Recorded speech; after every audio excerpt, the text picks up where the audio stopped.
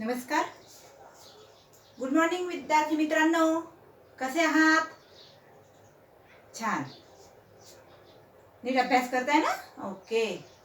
चला, मला ओळखलं. मी मेघा देशपांडे, B.Ed द्वितीयची विद्यार्थिनी आहे आणि आज तुम्हाला परत मी वर्ग 8व्या साठी शिकवायला आलेली आहे सामान्य विज्ञान. ठीक आहे. तर मी मागच्या वेळेला तुम्हाला सामान्य विज्ञान मध्ये काय शिकवलं होतं कोणाला माहिती आहे? सामान्य विज्ञान मध्ये आपण मागच्या वेळेला शिकलेलो आहे की मानवी शरीर आणि इंद्रिय संस्था. ओके. त्यामध्ये आपण काय पाहिलं मग? बाह्य श्वसन म्हणजे बहिर्श्वसन, श्वसन हे पाहिलं की नाही? आपण पाहिलं की नाही? मग श्वसन कसं करतो आपण? आपल्याला जर जिवंत राहायचंय तर आपल्याला श्वासोच्छवासाची आवश्यकताही असते. मग ते आपण कशा प्रकारे करतो आणि काय काय क्रिया घडतात त्यात? मग बाह्य श्वसन कशाला म्हणतात, अंतर्श्वसन कशाला म्हणतात, नंतर पेशी कशा श्वसन करतात, हे आपण सगळं मागच्या भागात हे आपण पाहिलेलं आहे. मग पेशींची रचना कशी असते इत्यादी आपण सगळं हे मागच्या भागात पाहिलेलं आहे. त्यानंतर मग आज आपण त्याच्या पुढचं शिकतोय. त्याच्या पुढचं म्हणजे काय? त्याच्या पुढचं शिकतोय म्हणजे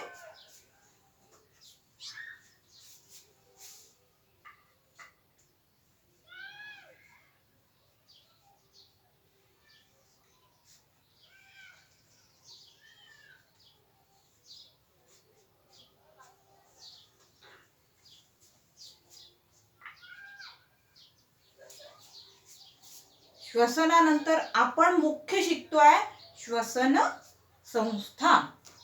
काय शिकतोय? श्वसन संस्था. तर मग मला सांगा, आपण श्वास घेतो, श्वासोच्छवास करतो, तर मग ते कशा वाटे करतो? आपण कसं करतो? तर त्यात मेन इंद्रिय कोणतं आहे आपलं? आपली मेन इंद्रिय कुठलं वापरलं जातं? कुठलं वापरलं जातं? नाक वापरलं जातं ना. नाक. श्वसन क्रियेची सुरुवात ही नाकापासून होते, हे सगळ्यांनाच माहिती आहे. नाक दाबलं तर नाक दाबलं तर काय आपला श्वास गुदमरेल की नाही?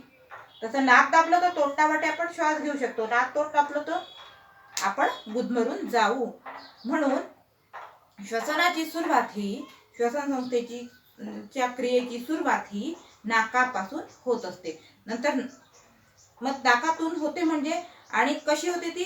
नाकातून आपण हवा आत घेतो आणि नाकाच्या आतमध्ये आपल्या बारीक बारीक जे केस असतात तर आणि बारीक चिकट पदार्थ असतो, त्याच्या सहाय्याने जी आपण हवा घेतो की नाही बाहेरची, तर ती हवा आत गाळून, नाकातून गाळून ती आत आपल्या हृदयापर्यंत आतपर्यंत ती पोहोचवल्या जाते. तर श्वसन संस्थेमध्ये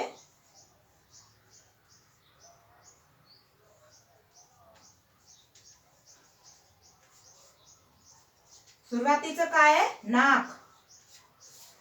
नाकापासून आपण हे घेत असतो. त्यानंतर नाकानंतर जो आपण कुठपर्यंत जातो? आपण जातो इथे. म्हणजे हवा कुठे आली? इथे. म्हणजे हा काय आहे आपला? घसा. राईट ना? घसा.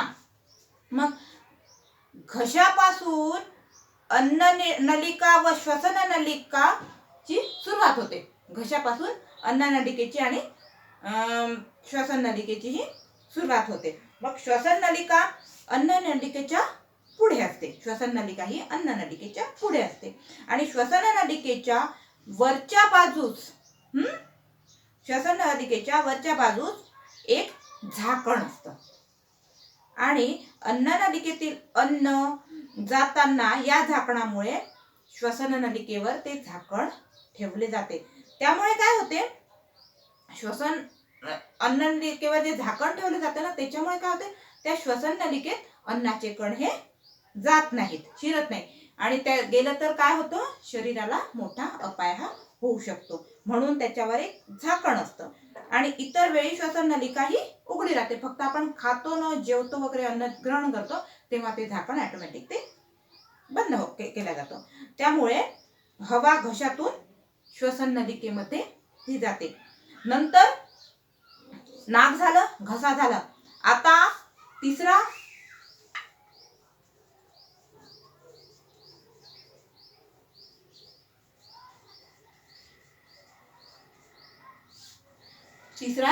श्वसन नलिका.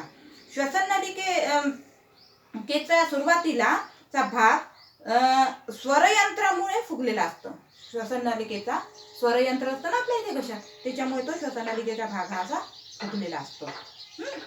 आणि छातीमध्ये श्वसन नलिकेला हे 2 फाटे असतात. इथे श्वसन नलिका, मग इथे असे हे 2 फाटे असतात. आणि ते 2 फाटे असतात. आणि एक फाटा उजवीकडे फुफ्फुसाकडे तर दुसरा डावीकडे हा फुफ्फुसाकडे गेलेला असतो. तर कसा गेलेला असतो मी तुम्हाला दाखवते.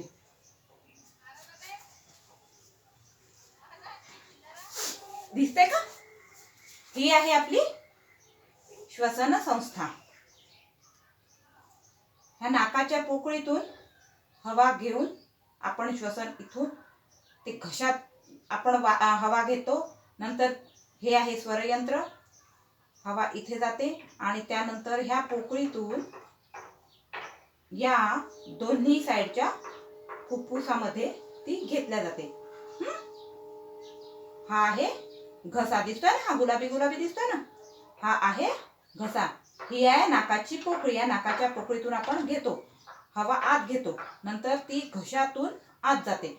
नंतर मग ती खाली स्वरयंत्रामध्ये येते. नंतर हे श्वसन नलिका. नंतर ते श्वसन नलिकेच्या मार्फत ती हवा फुफ्फुसात दोन्ही साईडला खेचली जाते, म्हणजे ओढल्या जाते. हे आहे, हे बारीक बारीक दिसतात ना, हे आहे वायुकोश. हे आहेत वायुकोश. आणि ही आहे श्वसन नलिका. आणि हे जे लाल जे दिसत ना, हे आहे श्वसन पटल. अशा प्रकारे ही आपली शरीराची श्वसन संस्था आहे. दिसते सगळ्यांना, हो ना? अशा प्रकारे इथून पूर्ण श्वसनाची क्रिया ही पूर्ण अशी ही घडत असते. आलं इथपर्यंत लक्षात? त्यानंतर काय होते, त्यानंतरच इंद्रिय आपलं कुठलं, फुफ्फुसे.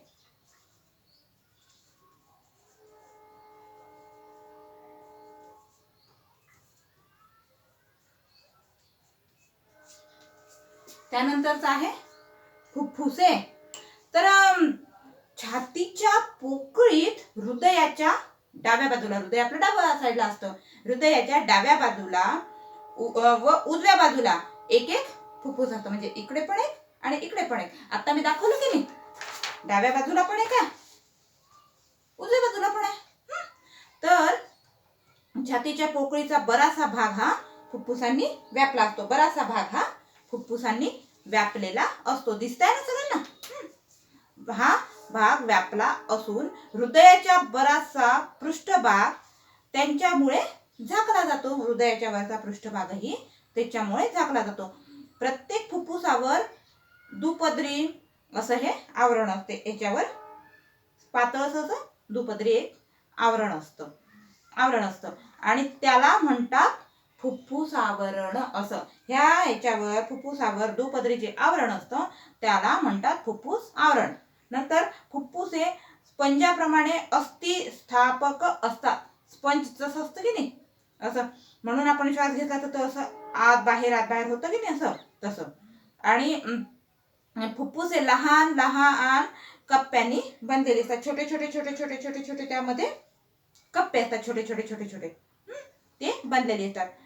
त्या छोट्या छोट्या कप्प्यांना वायुकोश असं म्हटलं जातं. आणि वायुकोशाच्या भोवती केशवाहिन्यांचे अत्यंत दाट असं हे जाळं असतं.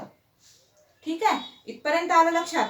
म्हणजे आपण श्वसन संस्थेतून कसं नाकाच्या पोकळीतून आपण हवा घेतो, नंतर ती घशातून आत जाते, मग ती स्वरयंत्रापर्यंत जाते आणि या श्वसन नलिकेमार्फत रक्त हे दोन्ही फुफ्फुसांकडे पोहोचवल्या जातं. आणि ही अशी शरीराच्या उजव्या आणि डाव्या साईडला फुफ्फुसाची रचना ही केली गेलेली आहे. तर अशा प्रकारे आपलं हे श्वसन संस्था हे तुम्हाला मी सांगितलं. तर आलंय लक्षात इथपर्यंत? समजलंय? समजतंय मी शिकवते ते? कळतंय? येतंय लक्षात? ओके, दिसतंय सगळ्यांना? तर याच्या पुढचं रक्त म्हणजे काय, त्याचे कार्य, त्याचे फायदे काय असतं, कसं तयार होतं शरीरामध्ये, रक्त म्हणजे काय हे आपण पुढच्या भागात पाहू. तर इथपर्यंत आपला हे संपलेला आहे. ठीक आहे.